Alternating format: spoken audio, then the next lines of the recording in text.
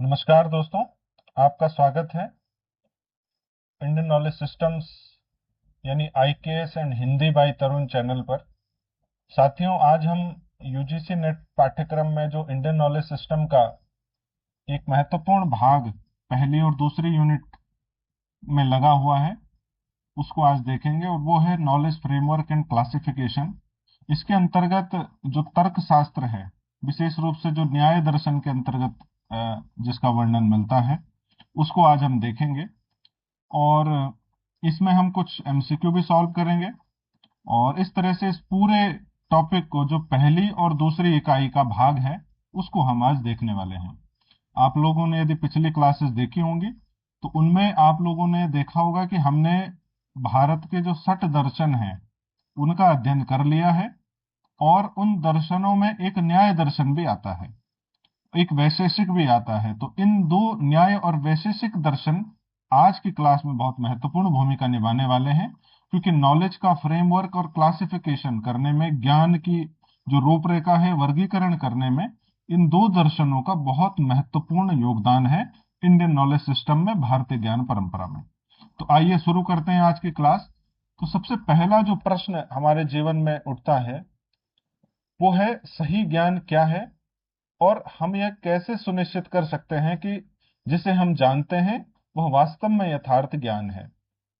तो इस प्रश्न का उत्तर आज हम इस कक्षा में देने वाले हैं कि किस प्रकार प्राचीन समय में ऋषियों ने न्याय और वैशेषिक दर्शन को डेवलप किया, जिसके माध्यम से आज भी हम इस प्रश्न का उत्तर दे सकते हैं। और यह सिर्फ दर्शन के क्षेत्र में ही नहीं है, प्रत्येक क्षेत्र में हम इसका उत्तर दे सकते हैं। जब हम आधुनिक संसार की बात करते हैं तो आधुनिक संसार में विज्ञान, तकनीकी विकास और आविष्कारों की चर्चा होती है। और पिछले 150 वर्षों में तो विज्ञान ने अभूतपूर्व प्रगति की है, और इससे यह धारणा बन सकती है कि व्यवस्थित रूप से नए ज्ञान का निर्माण करना केवल आधुनिक युग की उपलब्धि है।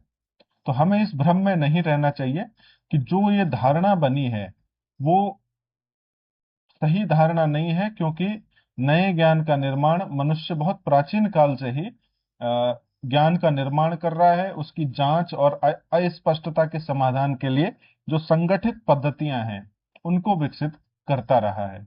और भारतीय परंपरा में ज्ञान को केवल हमने विश्वास और धार्मिक आस्था के आधार पर ग्रहण करने की व्यवस्था नहीं की। हमारे यहाँ जो विभिन्न दर्शन हैं उनके विकास से हम ये इस बात को लेकर स्पष्ट हो सकते हैं कि हमारे यहाँ परस्पर असहमत विचारधाराओं के बाद भी उनके बीच भी तार्किक वाद विवाद और प्रतिवाद की समृद्ध परंपरा विद्यमान थी। आप लोगों ने मंडन मिश्र और आदिगुरु शंकराचार्य का वाद विवाद और तर्क प्रतिवाद सुना होगा। तो उस वो यहाँ पर मैं उदाहरण के तौर पर प्रस्तुत करूंगा। इस संदर्भ में भारत में दो दार्शनिक परंपराएं बहुत महत्वपूर्ण हैं। एक है वैशेषिक, दूसरा है न्याय। वैशेषिक दर्शन के समय में हमने जाना था कि उसका दर्शन क्या है, लेकिन यहाँ हम उसको एक ऐसी दार्शनिक परंपरा के रूप में देखेंगे जो ज्ञान की रूपरेखा और वर्गीकरण को सही रूप में हमारे सामने प्रस्तुत करेगी। तो जो वैशेषिक के अनुयायी हैं उनका प्रश्न क्या होता है, उसका अर्थ क्या होता है, उसमें क्या प्रश्न पूछा जाता है साधक के द्वारा कि यथार्थ किन किन तत्वों से निर्मित है। यानी जो ज्ञान हम प्राप्त करना चाहते हैं वो ज्ञान किन किन तत्वों से निर्मित है।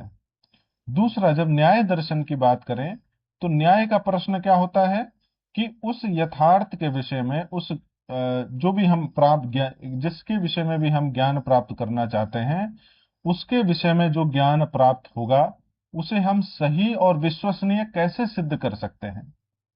तो ये दोनों ही, वैशेषिक हमें ये बताता है कि कौन कौन से तत्व ज्ञान की परिभाषा में शामिल हैं, किन किन तत्वों से वो निर्मित है। और दूसरा, न्याय हमें ये बताता है कि उस यथार्थ के विषय में प्राप्त ज्ञान को सही और विश्वसनीय हम कैसे सिद्ध कर सकते हैं। तो इस रूप में देखा जाए तो वैशेषिक मुख्यतः मेटाफिजिक्स एंड एंटोलॉजी, और जो न्याय दर्शन है वो लॉजिक एंड एपिस्टेमोलॉजी से जोड़ता है। मेटाफिजिक्स को ऑन्टोलॉजी से, लॉजिक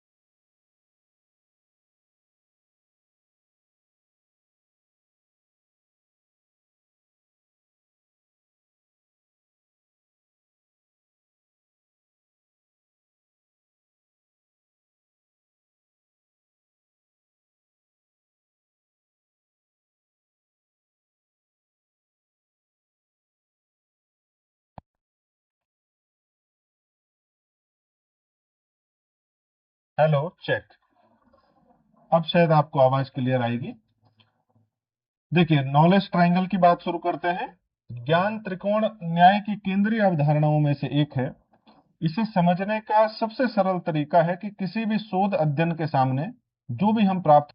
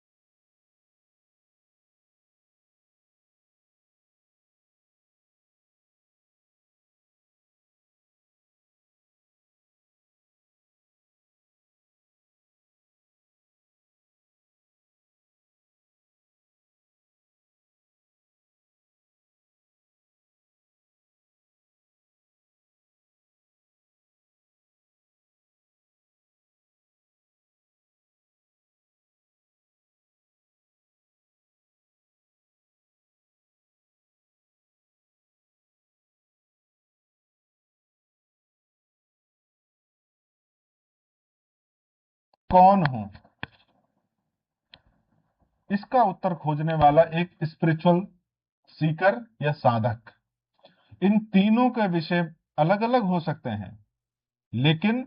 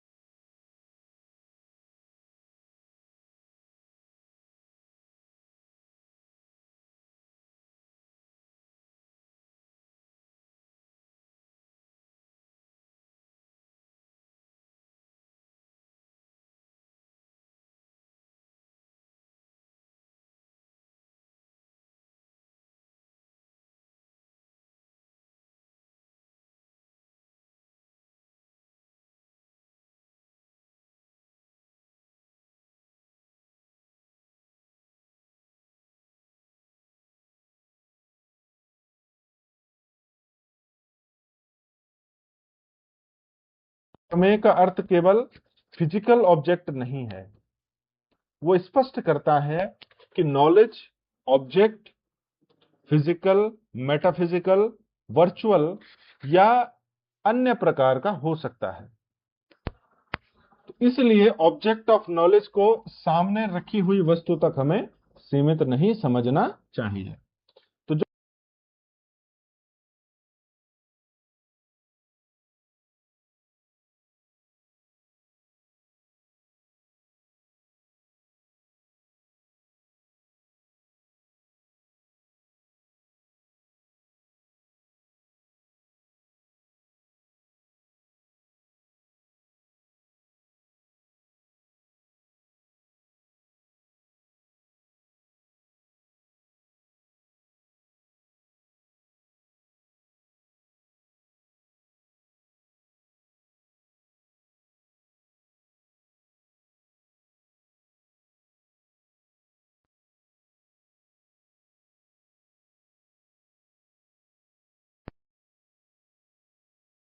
हेलो चेक। तो अब शायद कनेक्ट होगा, नहीं होगा तो हम ऐसे ही बढ़ेंगे। चलिए अब आप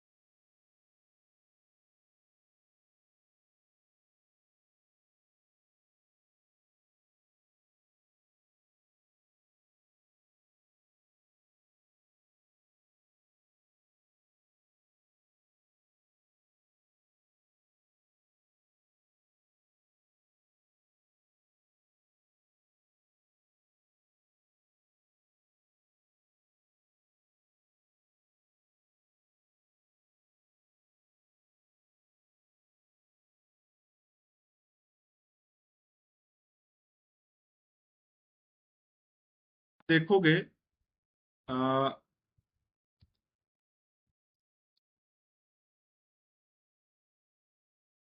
इसके बाद आप देखोगे कि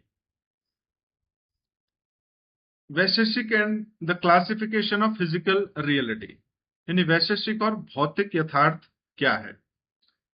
इसका उद्देश्य हम इस रूप में हमें ये समझना चाहिए कि जो ज्ञान त्रिकोण है उसके प्रमेय पक्ष को वैशेषिक दर्शन किस प्रकार व्यवस्थित करता है।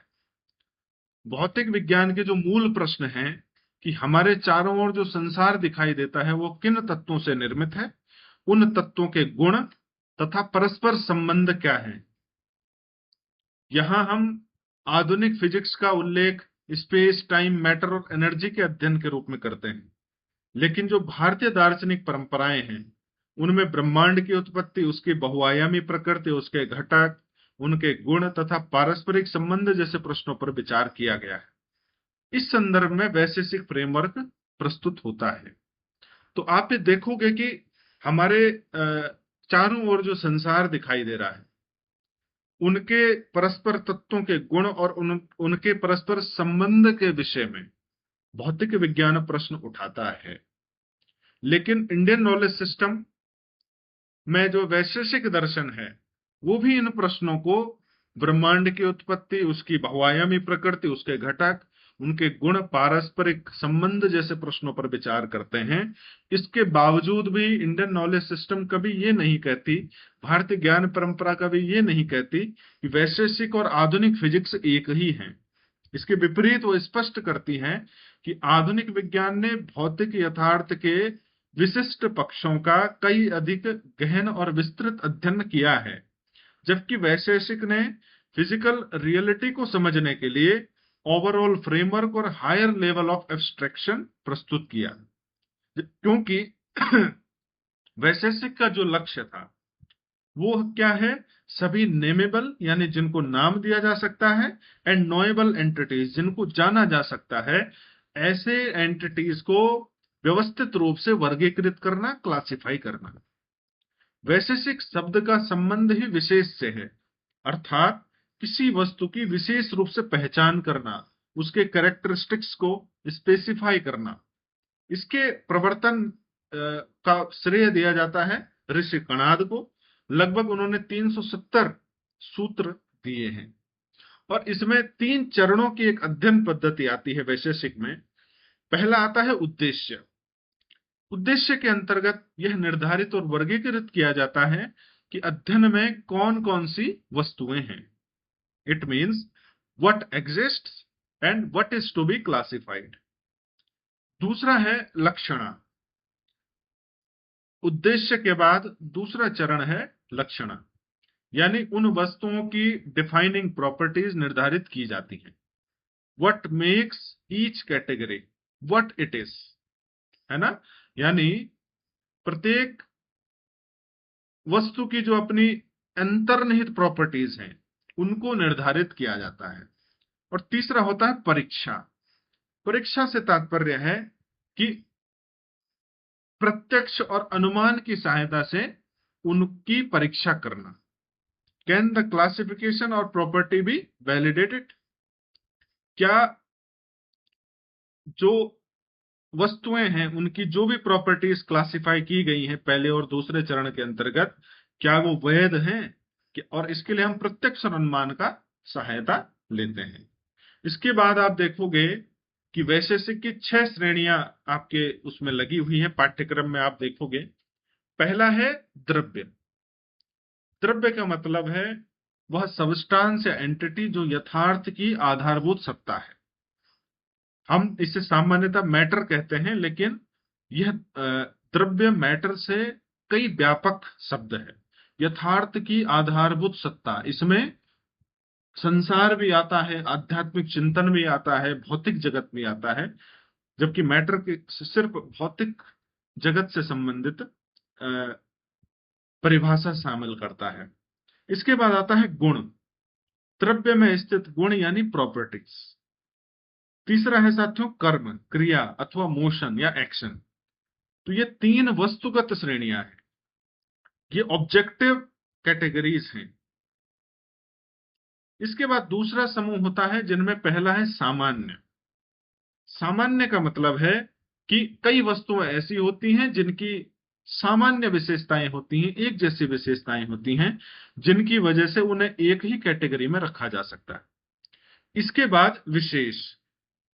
विशेष का मतलब होता है कि कुछ वस्तुएं ऐसी होती हैं, कुछ वर्ग ऐसे होते हैं जो दूसरे से अलग होती हैं, वो किसी दूसरे ग्रुप के साथ मैच नहीं होती, उन्हें विशेष में रखा जाता है। और एक होता है समवय। समवय का मतलब है वस्तुएं और उनके गुण या उनके जो भी संयोजन हैं, उनमें जो अविभाज्य संबंध होता है, अनडिवाइडेबल जो रिलेशन होता है वस्तुओं और उनके गुणों में, उनकी एक अलग कैटेगरी होती है समवय। और जो ये तीन कैटेगरी हैं, सामान्य, विशेष और समवय, इन तीनों श्रेणियों को इंटेलेक्चुअल डिस्क्रिमिनेशन से संबंधित माना जाता है, यानी बौद्धिक भेदभाव से संबंधित माना जाता है, यानी बुद्धि के आधार पर इनके मध्य भेद किया जाता है। इस बात पर हमें विशेष ध्यान देना चाहिए, इस बात को मैं स्पष्ट कर चुका हूं कि द्रव्य को आधुनिक इंग्लिश सब्सटेंस से मैटर का बिल्कुल समानार्थी नहीं माना जा सकता।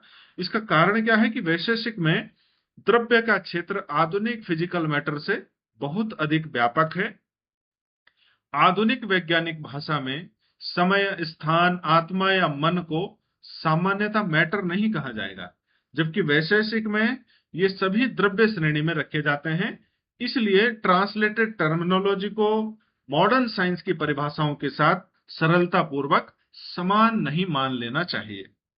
अब आपकी उसमें 9 द्रव्यों की बात की गई है, जिनमें पृथ्वी है, अर्थ, अप यानी वाटर, तेजस यानी फायर, वायु यानी अग्नि, एयर, वायु यानी एयर, हवा, आकाश यानी ईथर, दिक यानी स्पेस, काल यानी समय, आत्मन यानी सेल्फ या मानस या माइंड यानी मन या बुद्धि।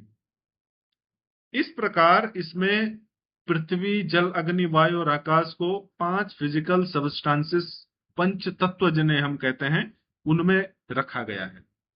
फिर इन 9 द्रव्यों को भी फाइनाइट और इनफाइनाइट के वर्गीकरण में बांटा गया है, यानी निश्चित और अनिश्चित के वर्गीकरण में बांटा गया है। जो इनफाइनाइट है, अनंत है, वो क्या है? आकाश, ईथर, स्पेस। इसके अलावा स्पेस को दिक्क कहा जाता है।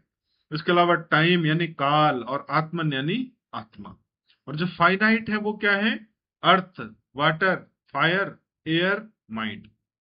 आकाश को अन्य 4 फिजिकल सबस्टांसेस से भिन्न माना गया है। यह नॉन कॉर्पोरियल है और अनलिमिटेड मैग्नीट्यूड वाला द्रव्य है। पृथ्वी, जल, अग्नि और वायु से कंपोजिट सबस्टांसेस बन सकती हैं, लेकिन आकाश के बारे में हम ऐसा नहीं कह सकते, इसलिए इसको इनफाइनाइट में रखा हुआ है। आप देखोगे कि पृथ्वी, जल, अग्नि और वायु से हम क्या कर सकते हैं? संयोजन करके कुछ तत्वों का निर्माण कर सकते हैं, लेकिन आकाश के बारे में हम ऐसा नहीं कह सकते। इसके बाद वैशेषिक एटोमिज्म आता है, जिसमें पृथ्वी, जल, अग्नि, वायु को एटॉमिक सबस्टांसेस के रूप में समझा जाता है, और इसमें 2 अणु मिलकर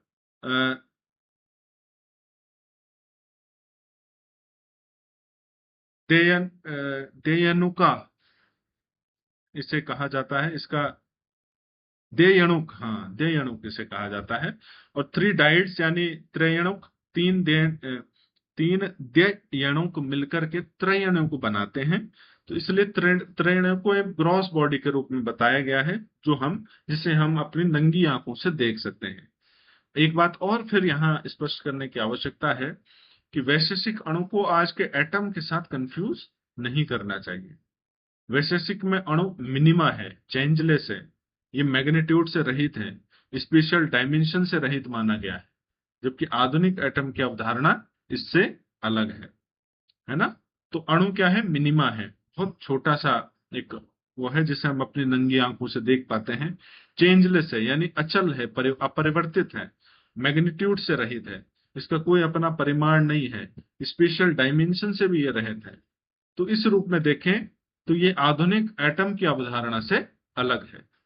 इसके बाद आप देखोगे आकाश और दिक्क का अंतर। आकाश का मतलब है कि जिसमें पदार्थों के अस्तित्व का जो माध्यम है, चाहे वो ध्वनि से संबंधित हो और साउंड ट्रांसमिशन का ये माध्यम बनता है। जबकि दिक् या space direction, location, spatial reference प्रदान करता है। दोनों में अंतर है। आकाश और दिक् एक ही नहीं है। दिक् और स्पेस व्यापक अवधारणा है, आकाश छोटी अवधारणा है। आकाश एक माध्यम है पदार्थों के अस्तित्व का, ध्वनि ट्रांसमिशन का एक माध्यम है आकाश। जबकि दिक् या स्पेस हमें सही डायरेक्शन, सही स्थिति और जो स्पेशियल रेफरेंस है उनको प्रदान करता है, स्पेस से जुड़े हुए रेफरेंस प्रदान करता है। इसके बाद काल, वैशेषिक में काल भी एक द्रव्य है। यूनिटरी, एटर्नल, इवेंट्स के स्टैटिक बैकग्राउंड यानी पूर्वता, पश्चातता, साइमल्टेनियसली होने की अनुभूति, स्लो, क्विक जैसी अवधारणाएं काल को समझने के संकेत हैं। तो यूनिटरी है एकत्व, एटर्नल यानी नित्य है, और इवेंट्स के स्टैटिक बैकग्राउंड, स्थैतिक पृष्ठभूमि किसी भी घटना की अगर हमें चाहिए तो वो काल से जुड़ी हुई है। इसके बाद आता है साथियों आत्मा और मन। आत्मन की बात करें तो आत्मा प्योर अवेयरनेस है, ऑब्जर्वर है, साक्षी जिसे हम कहते हैं। और मानस या मन क्या है? Internal instrument for observation processing, है ना। तो आत्मन सेल्फ से जुड़ा हुआ है और मन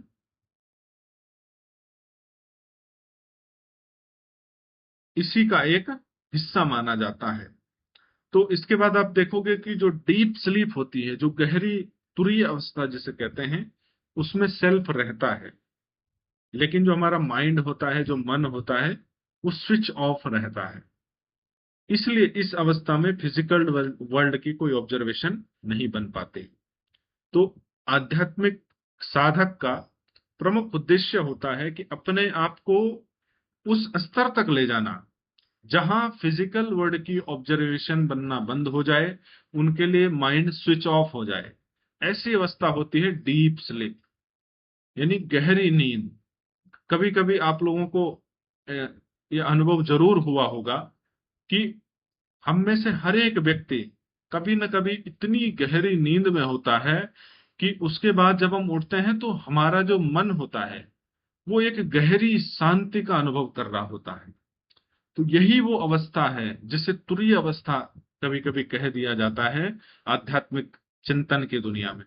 और इसी अवस्था में एक योगी जो होता है, एक आध्यात्मिक साधक होता है, वो इसी अवस्था में रहने का प्रयास करता है, क्योंकि यही वो अवस्था है जहां फिजिकल वर्ल्ड की, सांसारिक जगत की कोई ऑब्जर्वेशंस उसके माइंड में नहीं बनती, वो पूरी तरह डिटैच हो जाता है। इसके बाद गुण और कर्म की बात आती है। इनको थोड़ा और विस्तार से देखें। गुण इनहेरेंट प्रॉपर्टी है जो द्रव्य के साथ जुड़ी है। इनका अपना कोई स्वतंत्र अस्तित्व नहीं है, वह किसी सबस्टांस या पदार्थ में स्थित होती है। इसलिए ये किसी भी चीज के कंजक्शन का, डिसजंक्शन का, यानी किसी से जुड़ने का या उससे अलग होने का स्वतंत्र कारण नहीं बन पाता। ग्रंथों में, कुछ वैशेषिक के ग्रंथों में 17 एट्रीब्यूट्स का उल्लेख है, गुणों का उल्लेख है। बाद के ग्रंथों में इनकी संख्या 24 हो गई है। तो मूल रूप से तीन तरह इन एट्रीब्यूट्स को यानी गुणों को तीन समूह में बांटा जाता है। पहला समूह है फाइनाइट सबस्टांसेस, जिसमें colour, taste, smell, touch, priority, posteriority, fluidity, viscidity, velocity, ये सब आते हैं। दूसरे समूह में कॉग्निशन और साइकोलॉजिकल एट्रीब्यूट्स आते हैं, जैसे cognition, pleasure, pain, desire, aversion, volition, merit, demerit, impression, sound. तीसरे समूह में ऐसे गुण हैं जो दोनों प्रकार के सबस्टांसेस से संबंध हो सकते हैं, जैसे number, quantity, separateness, conjunction, disjunction. ये भी महत्वपूर्ण है कि सभी गुण सभी द्रव्यों में नहीं होते। तो इस प्रकार आप देखोगे कि जो गुण हैं उनकी संख्या 24 है और उनको हम किस रूप से अलग अलग समूहों में बांटते हैं। इनको आप बस थोड़ा सा इनके हिंदी अर्थ आप लोगों को जरूर अपने नोट्स में शामिल कर लेने हैं, ताकि कई बार क्या होता है कि हिंदी में वो दे सकते हैं। जैसे कॉग्निशन है तो उसका होता है संज्ञान, प्रियोरिटी होता है तो पूर्वता, पोस्टीरियोरिटी तो उसका मतलब पश्चातता। इसी प्रकार इनको आप लिखिएगा, बल्कि ये दोनों भाषाओं में आपके उसमें रहे तो अच्छा है। फ्लूइडिटी है तो तरलता, सेपरेटनेस है तो अलगाव। इस प्रकार आप इनको कर लीजिएगा। कई बार पूछा जा सकता है फाइनाइट सबस्टांसेस में कौन कौन सा है, कॉग्निशन, साइकोलॉजिकल एट्रीब्यूट्स में क्या आता है, और कुछ ऐसे एट्रीब्यूट्स जो दोनों तरह के सबस्टांसेस से संबद्ध हो सकते हैं। इसके बाद फिजिकल द्रव्यास की जो सेंसरी प्रॉपर्टीज हैं उनको हम उसके माध्यम से इन गुणों को समझ सकते हैं। जैसे अर्थ है तो अर्थ को स्मेल, टेस्ट, कलर, टच किया जा सकता है। वाटर है उसको टेस्ट, कलर, टच, साथ ही वाटर में फ्लूइडिटी और विसिडिटी भी होती है। उसके बाद फ्लूइडिटी तरलता है और विसिडिटी श्यानता है। इसके बाद आप देखोगे फायर। फायर को कलर, टच, कलर को व्हाइट या ल्यूमिनस और टच को हीट से जोड़ा गया है। आप समझ सकते हैं किस संदर्भ में। एयर को देख नहीं सकते, सिर्फ टच कर सकते हैं, और उसका टच ना हॉट है ना कोल्ड है। इसके बाद ईथर, साउंड, आकाश का हम ध्वनि से जुड़ा हुआ है। ध्वनि के अभी हमने जाना कि जो आकाश है या ईथर है वो ध्वनि के ट्रांसमिशन का माध्यम है, तो इसलिए इसको साउंड से जोड़ा गया है। तो पृथ्वी, जलवायु, आकाश, अग्नि से भी इन गुणों को, इन एट्रीब्यूट्स को जो वैशेषिक दर्शन में मिलते हैं उनको हम इस रूप में उनकी व्याख्या कर सकते हैं। इसके बाद जो कर्म द्रव्य है वो क्या है? कर्म द्रव्य में होने वाली एक्शन है, लेकिन गुण और कर्म के बीच एक स्पष्ट अंतर होता है। गुण का मतलब होता है प्रॉपर्टी और कर्म का मतलब होता है एक्शन, चेंज या मोशन। कर्म का महत्व यह है कि वह कंजक्शन और डिसजंक्शन को ड्राइव करता है, यानी ये निष्क्रिय नहीं है। ये क्या करता है? किसी भी सबस्टांसेस में उसके कंजक्शन को और डिसजंक्शन को, यानी उसके संयोजन को, अलगाव को ड्राइव करता है, उसको भूमिका निभाता है। कर्म के 5 प्रकार हैं: अपवर्ड मूवमेंट, डाउनवर्ड मूवमेंट, ऊपर की ओर गति, है ना, ऊर्ध्वमुखी, अधोमुखी गति, डाउनवर्ड मूवमेंट, कॉन्ट्रैक्शन, संकुचन, एक्सपेंशन, विस्तार, विंग एंड मोशन, गति में होना। मोशन को हम जेनेरिक टर्म इसे माना जाता है, और इसके भीतर rotation, harmonic motion, evacuation, percolation जैसी विविध गतियां आ सकती हैं। कर्म के कारण यदि देखें तो इनमें ग्रेविटी होता है, वोल्यूशन होता है, कंजंक्शन होता है, फ्लूइडिटी होती है, इम्पैक्ट होता है, इम्पल्स होता है, अदृष्टम शामिल है। अदृष्टम का मतलब होता है अनपरसीवेबल, जिसको हम परसीव नहीं कर सकते, ग्रहण नहीं कर सकते। इसके बाद ग्रेविटेशनल पुल का उदाहरण आपके उसमें आता है कि वैशेषिक सूत्रों की सहायता से कहा गया है कि जो अपवर्ड मोशन होता है उसके लिए ग्रेविटेशनल टेंडेंसी के विपरीत एफर्ट होना चाहिए। यानी ग्रेविटेशन नीचे की ओर लगता है तो अपवर्ड मोशन के लिए हमें ग्रेविटेशनल टेंडेंसी यानी जो नीचे की ओर लगने वाला बल है उसके विपरीत एफर्ट लगाने की आवश्यकता होती है। यही बात आज के गुरुत्वाकर्षण के उसमें भी कही जाती है। यदि इम्पेडिमेंट यानी बाधा स्वरूप या कंजक्शन नहीं है कहीं, तो वस्तु ग्रेविटी के कारण नीचे गिरती है। कोई वस्तु जैसे हम ऊपर से नीचे फेंक रहे हैं, यदि बीच में कोई बाधा नहीं है तो वो ग्रेविटी के कारण नीचे गिरती है। इसी प्रकार जो प्रोपल्सिव एनर्जी है उसके अभाव में भी डाउनवर्ड फॉल होता है। धनुष बाण के उदाहरण से मोशन और मोमेंटम की प्रक्रिया को समझाया गया है कि जब धनुष से बाण खींचा जाता है तो उस समय, प्रारंभिक समय में तो फोर्स एरो को गति देता है, लेकिन उसके बाद पश्चात आगे की गति स्वयं जारी रहती है। 4 प्रमाण जो न्याय के अंतर्गत आते हैं इनको हम थोड़ा सा देखेंगे। तो वैशेषिक में जो प्रमेय है हमने उसके विषय में जानने का प्रयास किया कि हमें क्या पता होना चाहिए, ज्ञान के कौन कौन से तत्व हैं उनको हमने समझा। लेकिन अब हमें जिस वस्तु का हमें अध्ययन करना था वैशेषिक के प्रमेय के माध्यम से हमने उसको जान लिया, लेकिन अब हमारी आवश्यकता क्या होती है कि उस वस्तु के बारे में सही ज्ञान कैसे प्राप्त किया जाएगा। तो इसके लिए हमारे सामने न्याय दर्शन के 4 प्रमाण आते हैं। मुख्य रूप से न्याय शास्त्र 4 प्रमुख साधन हमारे सामने प्रस्तुत करता है। पहला है प्रत्यक्ष। प्रत्यक्ष ज्ञान का मतलब प्राइमरी मीन से है, यानी जब हमारे जो सेंस ऑर्गन हैं, हम जो भी हमारे अनुभव करने वाले अनुभवी इंद्रियां हैं, वो अपने ऑब्जेक्ट के संपर्क में आते हैं तो उनसे जो ज्ञान उत्पन्न होता है वो प्रत्यक्ष है। आंख से रूप का, कान से ध्वनि का, नाक से गंध का, त्वचा से स्पर्श का और रसना से स्वाद का अनुभव इसके उदाहरण हैं। इसलिए इंद्रियों को ज्ञानेंद्रियां कहा जाता है, यानी ऑर्गन्स ऑफ नॉलेज भी कहा जाता है। एक सेमिनार हॉल के माध्यम से हम इसको समझने का प्रयास करेंगे कि यदि पूछा जाए कि किसी सेमिनार में कितने लोग किसी प्रोग्राम को अटेंड कर रहे हैं, how many people are attending the programme, इसे जानने का सबसे प्रत्यक्ष साधन क्या है? हम हेड काउंट कर लें। यदि गिनने के बाद संख्या 392 आती है तो ये डायरेक्ट ऑब्जर्वेशन द्वारा प्राप्त उत्तर है। दूसरा प्रमाण है साथियों अनुमान। यह इनफेरेंशियल नॉलेज है। इसके लिए प्रत्यक्ष से प्राप्त किसी ज्ञात संकेत को पूर्व ज्ञान से जोड़ा जाता है। यानी हम यदि प्रत्यक्ष से किसी ज्ञान को प्राप्त करना चाहते हैं तो हम क्या करते हैं? पूर्व ज्ञान से उसको जोड़ करके तब एक अनुमान लगाते हैं। अनुमान से जो प्राप्त ज्ञान है वो इनफेरेंशियल नॉलेज है। उदाहरण के लिए, हमें कहीं पर किसी पहाड़ी पर धुआं उड़ता हुआ दिखाई दिया तो हमने यह अनुमान लगाया कि पहाड़ी पर धुआं दिखाई दे रहा है, और हमारे पूर्व ज्ञान में स्मोक और फायर का एक परस्पर संबंध है, कॉन्कॉमिटेंट रिलेशन है। इसलिए हमारा क्या निष्कर्ष निकला कि there is fire on hill, यानी पहाड़ी पर आग लगी है। इसी प्रकार बटर के एग्जाम्पल से देखें तो गैस ओवन प्रोड्यूसेस हीट, है ना। बटर को जब हम गर्म करते हैं तो उससे क्या होता है? वो घी में परिवर्तित हो जाता है। तो जो गैस या ओवन है, it produces heat and heated butter becomes ghee. Therefore butter placed on gas oven will become ghee. तो हम इस तरह के अनुमान लगाते हैं। अनुमान के तीन रूप होते हैं, अप्रियोरी, अप पोस्टीरियोरी और कॉमनली सीन। प्रियोरी मतलब पूर्वता, पोस्टीरियोरी ने पश्चातता, बाद का, और कॉमनली सीन मतलब जो सामान्य रूप से हमको जानकारी होती है।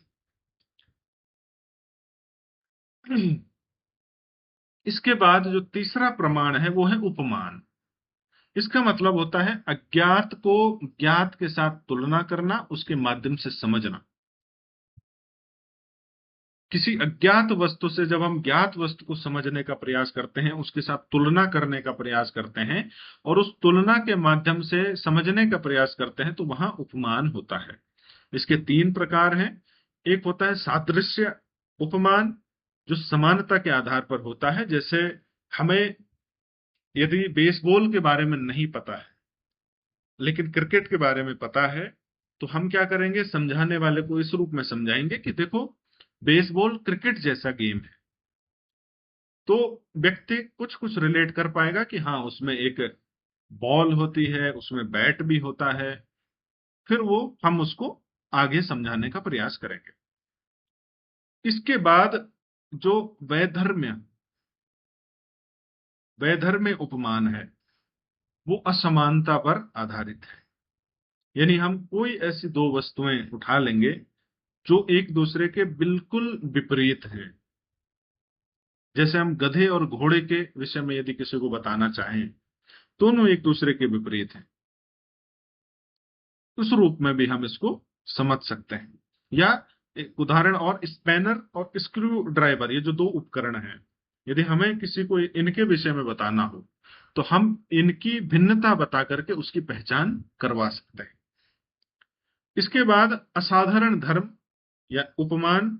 इसमें क्या होता है कि किसी यूनिक क्वालिटी के आधार पर हम अननोन से नोन की तरफ जाते हैं, है ना। अननोन से नोन की तुलना के माध्यम से इसको समझने का प्रयास करते हैं, लेकिन इसमें एक विशेष गुण के आधार पर, उसको विशेष जो उसकी प्रॉपर्टी है, क्वालिटी है, उसके आधार पर इसको समझते हैं।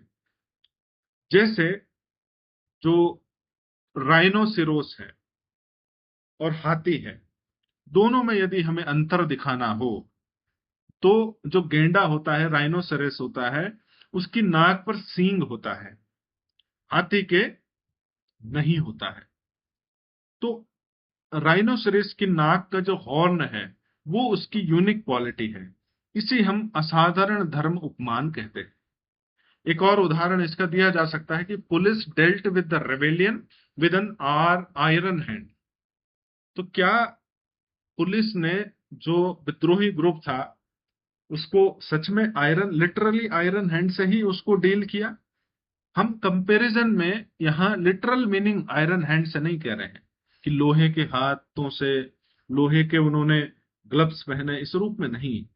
कंपैरिजन में आयरन का मतलब होता है फर्मनेस, दृढ़ता से, हार्डनेस से, कठोरता से, और ऐसी कठोरता जिसे that is difficult to bend, जिसको मोड़ा नहीं जा सकता। इस तरह के एट्रीब्यूट्स को पुलिस एक्शन की कठोरता से इसमें जोड़ा गया है। चौथा प्रमाण है साथियों, शब्द प्रमाण। जब भी किसी रिलायबल ऑथोरिटेटिव एक्सपर्ट के कथन के आधार पर ज्ञान प्राप्त होता है, इसे आप्तवचन भी कहा जाता है।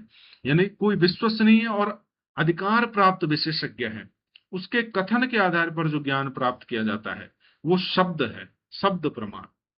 जैसे उदाहरण के लिए किसी व्यक्ति को यदि चेस्ट में पेन हो रहा है, उसके हृदय में, छाती में यदि दर्द हो रहा है, तो व्यक्ति स्वयं केवल सेंसेशन से जान सकता है या निर्धारित करने के लिए कि हार्ट नॉर्मल है या नहीं, इसके लिए एक स्पेशलिस्ट एक्सपर्टीज की आवश्यकता होगी।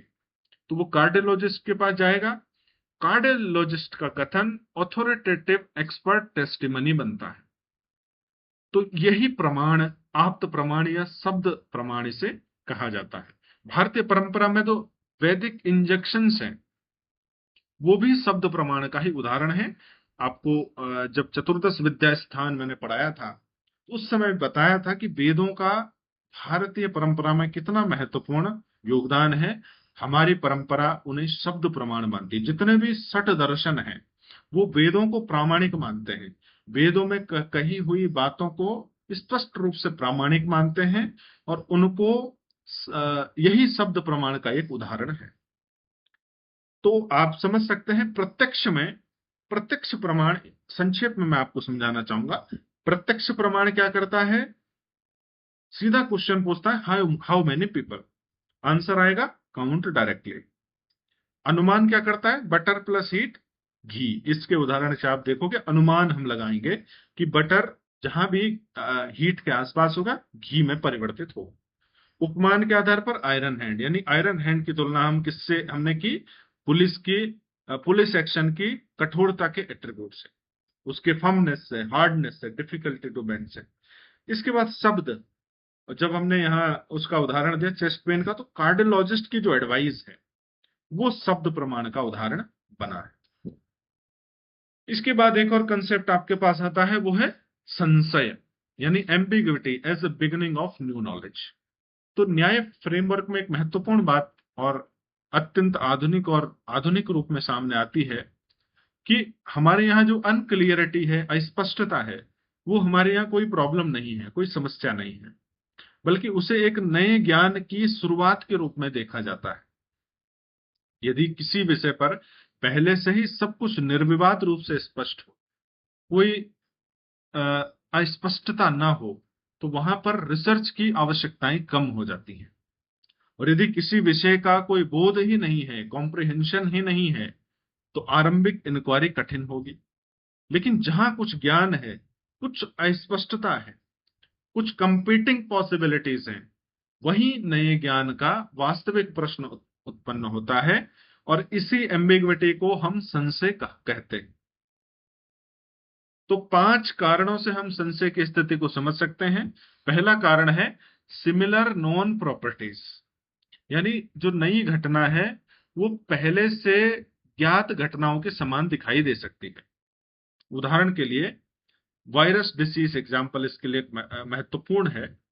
तो जब ये हमें कोई ऐसी घटना जो नई घटना है वो पहले से ही ज्ञात है और उन पहले से ही ज्ञात घटनाओं के समान ही दिखाई दे रही है, तो इससे तय करना कठिन हो जाता है कि इसकी विशिष्ट पहचान क्या है।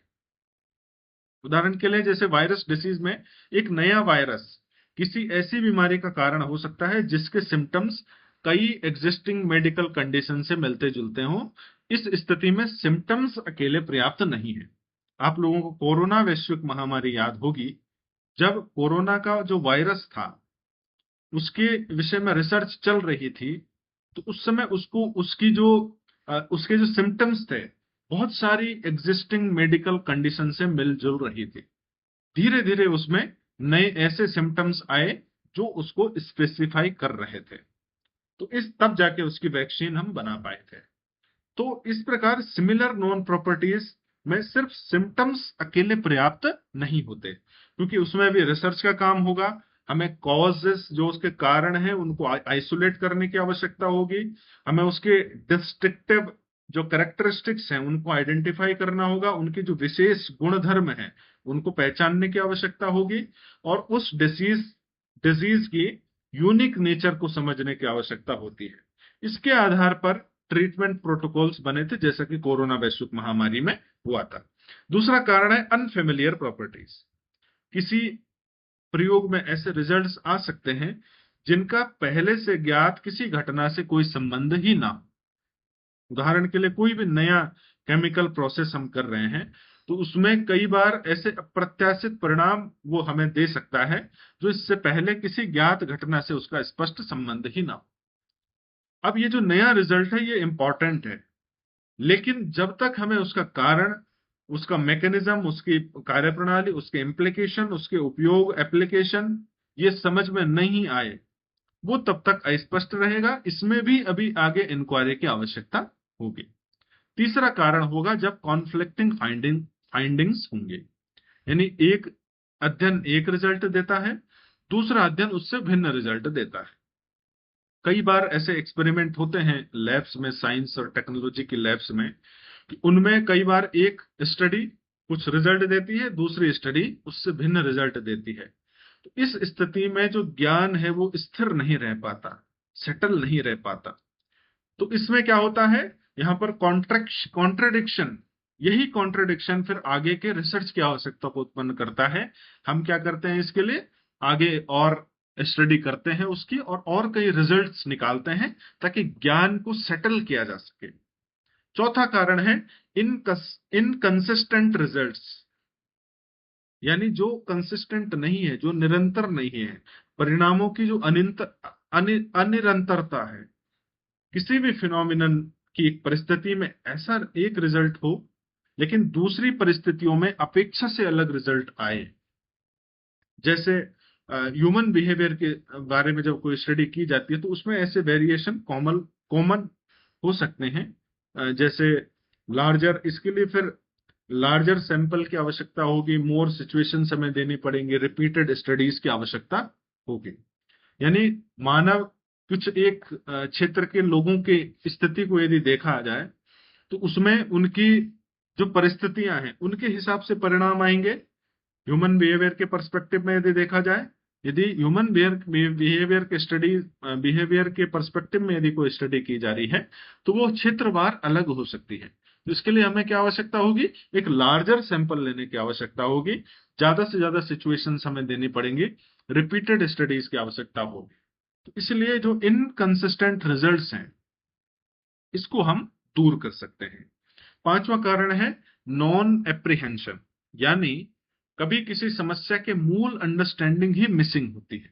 यानी हमें पता ही नहीं होता रिसर्चर को कि यह कौन सी चीज हमें खोजनी है वास्तव में। तो जो अननोन रिसर्च डोमेन्स है उसमें एक्सप्लोरेटरी स्टडीज की जो स्थिति है वो उत्पन्न होती है। और इस रूप में देखा जाए तो नॉन कॉमन जो प्रॉपर्टीज होती हैं किसी भी उसकी, जैसे no discrimination, unknown properties, no explanatory power. इसी प्रकार जो कॉन्ट्रडिक्शंस होते हैं, conflicting findings, no consistent apprehension, insisting findings, inconsistent findings. और नॉन एप्रीहेंशन में आता है बेसिक अंडरस्टैंडिंग मिसिंग। इसके बाद समस्या में आता है पर्पसफुल इंक्वायरी, और फिर नया knowledge. Ambiguity is not merely a failure of knowledge, it creates the question that drives new knowledge। तो ये जो पूरा मैंने अभी आपको बताया, इन 5-6 लाइन जो अंत में इंग्लिश की है लिखी हुई, उनमें ये सारी बातें शामिल हो जाती हैं। सिमिलर नॉन प्रॉपर्टीज में नो डिस्क्रिमिनेशन, अननोन प्रॉपर्टीज और फिर नो एक्सप्लेनेटरी पावर, इसमें कोई एक्सप्लेन करने की शक्तियां नहीं होती। इसके बाद हमने कॉन्ट्रडिक्शंस वाला देखा, और इसके बाद नॉन एप्रीहेंशन, समस्या, संशय है ये। संशय यानी जब संशय होता है तो पर्पसफुल इंक्वायरी की आवश्यकता होती है, तब जाकर नया नॉलेज प्राप्त होता है। ये समस्या नहीं है साथियों, ये संशय है। तो इस प्रकार आप देखेंगे। इसके बाद हम देखेंगे न्याय framework and Indian art of debate. तो न्याय को केवल फॉर्मल लॉजिक की पद्धति हम नहीं मान सकते, एक व्यापक नॉलेज वैलिडेशन फ्रेमवर्क के रूप में इसे प्रस्तुत किया जाता है, और ये एक रोबस्ट फ्रेमवर्क ऑफ नॉलेज हमें देता है जिससे हम राइट नॉलेज प्राप्त कर सकते हैं। इसमें 16 कैटेगरीज का उल्लेख है, और इन कंसेप्ट को सही ढंग से समझना और उचित रूप से प्रयोग करने की आवश्यकता होती है। इनको हम दो ब्रॉड मैकेनिज्म के माध्यम से समझते हैं, लॉजिक, आर्गुमेंटेशन। लॉजिक का मतलब है, लॉजिक और आर्गुमेंटेशन का मतलब हुआ कि फॉर्मल रीजनिंग, और आर्गुमेंटेशन का मतलब होता है स्ट्रक्चर्ड डिबेट। जब हम औपचारिक रूप से किसी के साथ रीजनिंग करते हैं तो उसे हम लॉजिक कहते हैं, जबकि जब हम व्यवस्थित तरीके से किसी के साथ वाद विवाद करते हैं तो वो आर्गुमेंटेशन है। उसके बाद आता है साथियों वाद। वाद का मतलब the Indian art of debate, है ना। तो यहां पर डिबेट का जो उद्देश्य है वो ओपोनेंट को ह्यूमिलिएटिंग डिफीट देना नहीं है। हम उसको, किसी को ह्यूमिलिएट करना, किसी को अपमानित करके पराजित करने की हमारी मंशा नहीं होती है। दूसरा पक्ष है प्रोपोनेंट, रेस्पोंडेंट। ये एक प्रारंभिक थीसिस प्रस्तुत करता है, और इसमें सॉरी दो पक्ष हैं, एक है प्रोपोनेंट, एक है रेस्पोंडेंट। जो पहला है वो थीसिस प्रस्तुत करता है, और दूसरा रेस्पोंडेंट उसकी समीक्षा प्रस्तुत करता है। यदि थीसिस स्वीकार हो जाए तो कारण पूछा जाता है। फिर प्रोपोनेंट क्या करता है, प्रूफ देता है। प्रस्तावक जो होता है वो प्रूफ देता है। रिस्पोंडेंट उनके रीजनिंग की वैलिडिटी पर प्रश्न करता है। यदि प्रूफ में फॉल्ट है तो उसका फॉर्मल रिफ्यूटेशन किया जाता है। और इस प्रकार से ऐसी प्रक्रिया का लक्ष्य ट्रुथ और क्लेरिफाइड नॉलेज है, स्पष्ट ज्ञान है, वैध ज्ञान है। न्याय के वाद में भी ये बात स्पष्ट होती है। वाद का मतलब होता है कंस्ट्रक्टिव डिस्कोर्स, है ना। संरचनात्मक रूप से जब विमर्श होता है तो उसे वाद कहते हैं। दोनों पक्ष लॉजिक के माध्यम से सत्य तक पहुंचने का प्रयास करते हैं। इसके बाद आता है जल्प। यहाँ डिबेटर का उद्देश्य ट्रुथ से अधिक विक्ट्री है, यानी जो भी वाद विवाद कर रहा है वो सत्य से अधिक जीतना चाहता है ना। वाद क्या है, ट्रुथ ओरिएंटेड है, जबकि जो जल्पा है दैट इज विक्ट्री ओरिएंटेड। इसके बाद आता है साथियों वितंडा। वितंडा में जो डिबेटर है वो अपना पॉजिटिव पोजीशन विकसित करने की अपेक्षा ओपोनेंट के आर्गुमेंट्स की एरर खोजने पर केंद्रित रहता है। इसे कहते हैं वितंडावाद। इसीलिए इसी से एक शब्द निकला है वितंडावाद, कि अपने अपने पॉजिटिव पोजीशन विकसित नहीं कर रहा है व्यक्ति, बल्कि जो विरोधी पक्ष है उसके जो तर्क हैं उनमें त्रुटियां ढूंढने का प्रयास कर रहा है और कुतर्क कर रहा है। इस मानसिकता से समझाया जा सकता है कि I know you are wrong but I do not know what is right. इस रूप में भी इसको समझा जा सकता है। इसके बाद आता है साथियों चला। तो चला में क्या होता है कि ओपोनेंट के आर्गुमेंट में लूप होल को पकड़कर उसी पर बार बार जोड़ देना, और डिस्कशन को ओरिजिनल ऑब्जेक्टिव से भटका देना, यानी डिस्ट्रक्शन का जो प्रयास है वो है छल। सॉरी, चला नहीं है ये, छल इसे कहा जाता है। इसके बाद आता है जति। जति का तात्पर्य होता है कि ओपोनेंट के आर्गुमेंट की जो इंटरनल इनकंसिस्टेंसी है और जो कॉन्ट्रडिक्शन है उसको हाईलाइट करना, यानी जो भी आपका विरोधी पक्ष है उसके जो तर्क हैं उसमें जो इंटरनल आंतरिक रूप से अनिरंतरता है और जो कॉन्ट्रडिक्शन है, विरोधाभास है, उसको हाईलाइट करने का प्रयास करना। निग्रह स्थान। निग्रह स्थान का मतलब होता है ऐसी स्थिति जिसमें फॉर्मल ऑब्जेक्शन उठाया जाता है और मीडिएटर उस ऑब्जेक्शन को सस्टेन करता है। आपने न्यायालय में देखा होगा कई बार निग्रह स्थान जैसी स्थिति आती है जिसमें एक फॉर्मल ऑब्जेक्शन उठाया जाता है आर्गुमेंट एक की तरफ से, एक पक्ष की तरफ से, जबकि जो मीडिएटर होता है वो उसको ऑब्जेक्शन सस्टेन्ड करके उसको सस्टेन करता है। तो इस प्रकार जो पूरा न्याय फ्रेमवर्क है एक इंटीग्रेटेड स्ट्रक्चर के रूप में सामने आता है। इसके बाद क्योंकि इसमें समस्या एम्बिग्युइटी की पहचान की जाती है, उस एम्बिग्युइटी की स्टडी क्यों करनी है, उसका प्रयोजन क्या है, यह समझने की आवश्यकता होती है।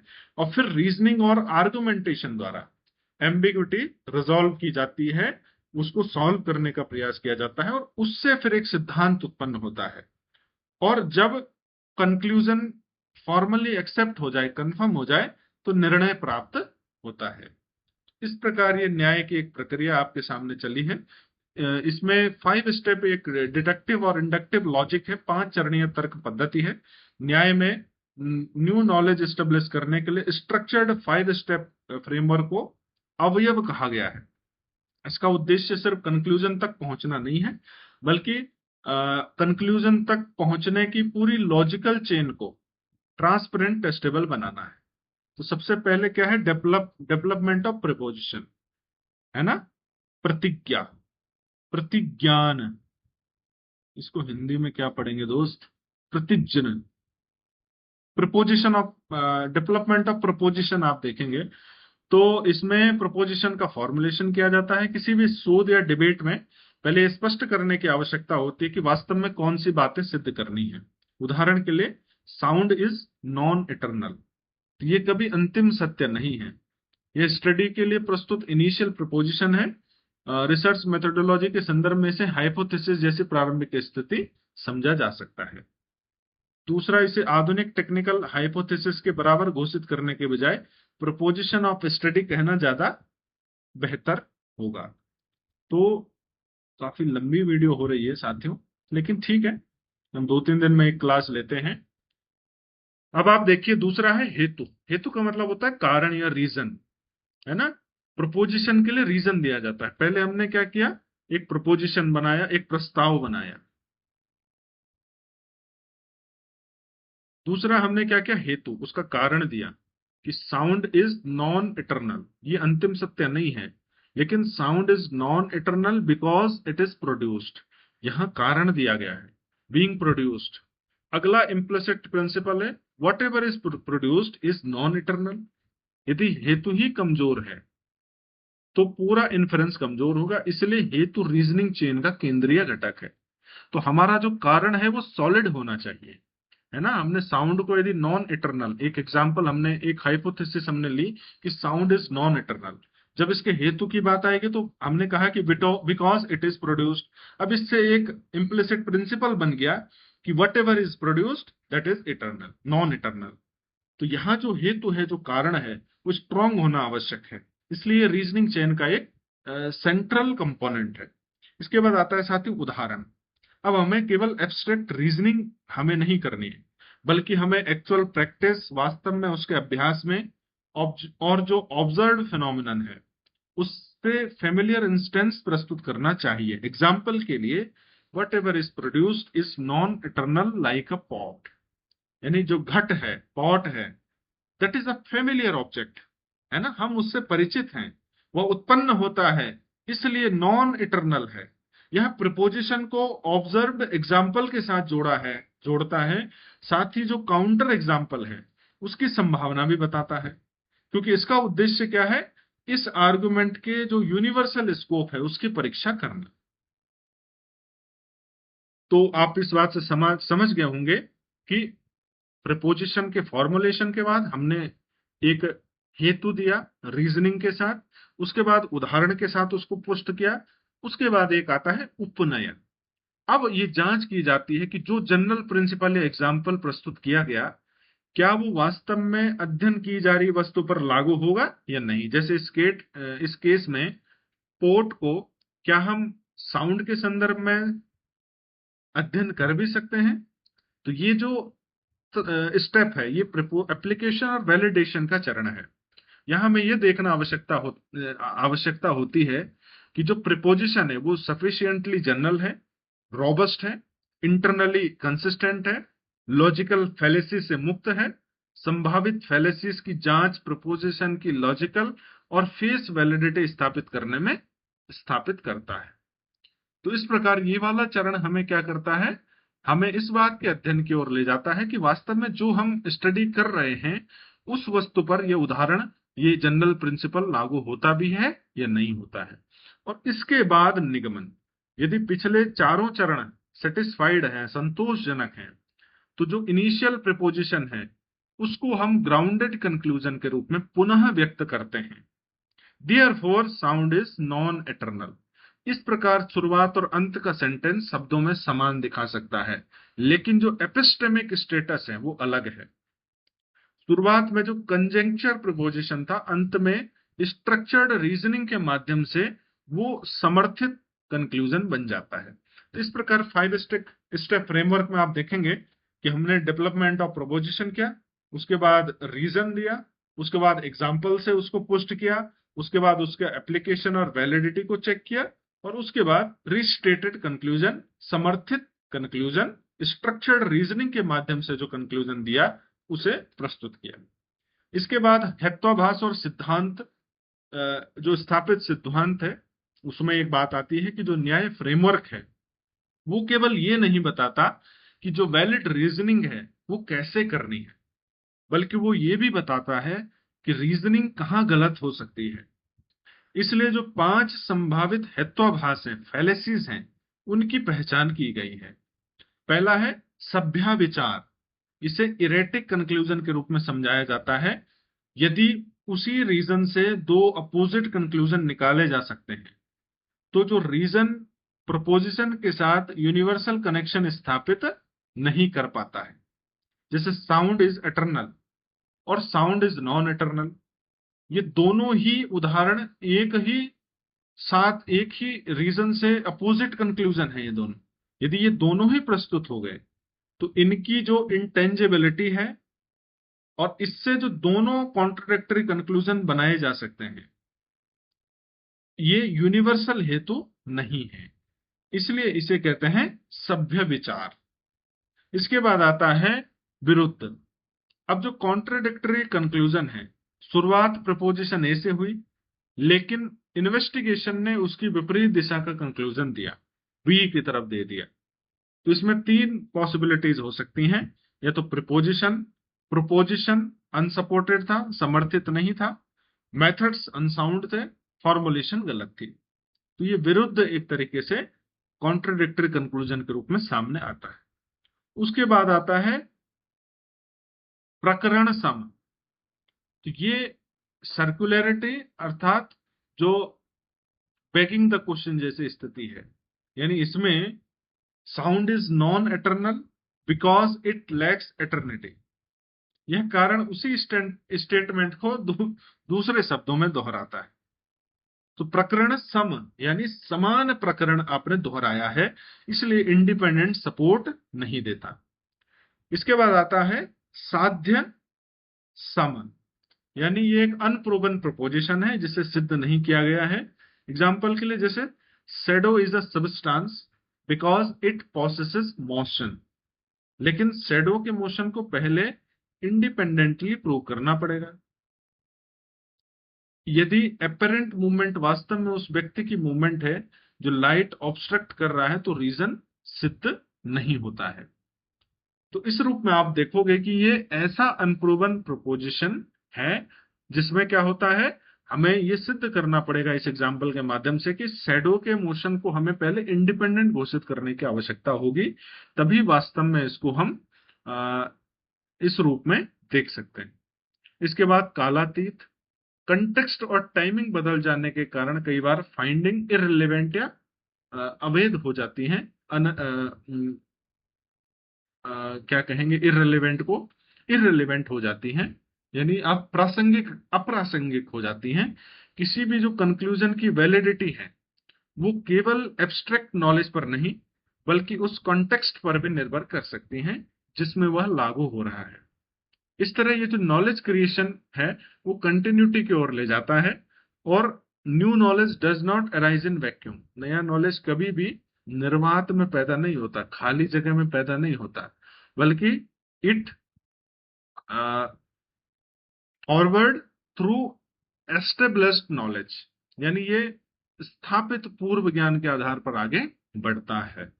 तो कालातीत। इस प्रकार आप देखोगे कि जो न्याय फ्रेमवर्क है उसमें क्या बताया जाता है, वैलिड रीजनिंग कैसे करनी है और रीजनिंग कहाँ गलत हो सकती है, ये इसका विशेष रूप से आपको ध्यान रखना है। हेत्वाभास या फैलेसिस, चार प्रकार के सिद्धांत आपके पास आते हैं।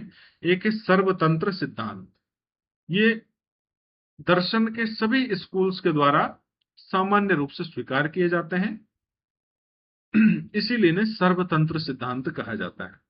प्रतितंत्र सिद्धांत का मतलब होता है कि किसी पर्टिकुलर स्कूल के लिए विशिष्ट सिद्धांत हैं और दूसरे के लिए अलग हैं। जैसे आयुर्वेद और एलोपैथी में किसी भी बीमारी को देखने के अलग अलग व्यूज हैं, तो आयुर्वेद और एलोपैथी बीमारियों को अलग अलग दृष्टि से देखते हैं। ये प्रतितंत्र सिद्धांत का उदाहरण है। इसके बाद है अधिकरण सिद्धांत। इसमें क्या होता है कि जैसे एक मूल जो ज्ञान है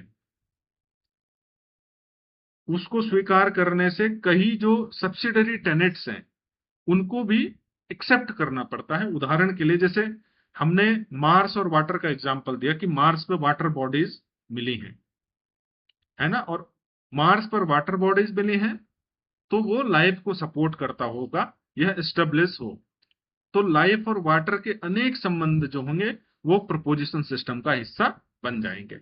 हमने सिर्फ वाटर की संभावना मार्स में खोजी, लेकिन मानव जीवन को वहां मानव बस्ती बसाने का जो हमने लक्ष्य वहां रखा और यह स्थापित किया, यह सिद्धांत, यह कंक्लूजन निकाला, हमें यह भी स्वीकार करना पड़ेगा कि वहां पर फिर मानव बस्तियां भी बसाई जा सकती हैं। तो इस रूप में आप इसे देख सकते हैं। इसके बाद आता है अभ्युपगम सिद्धांत।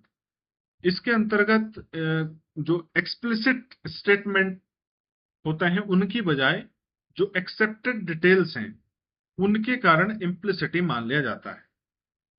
जैसे इक्लिप्सेस यानी सूर्य ग्रहण और सोलर ल्यूनर जो मंथ्स हैं, उसका यदि हम उसको यदि उन घटनाओं को यदि हम समझें तो उन घटनाओं में जो खगोलीय प्रक्रियाएं चलती हैं उन सभी को भी हमें समझने की आवश्यकता होती है, उनके प्रभावों को समझने की आवश्यकता होती है।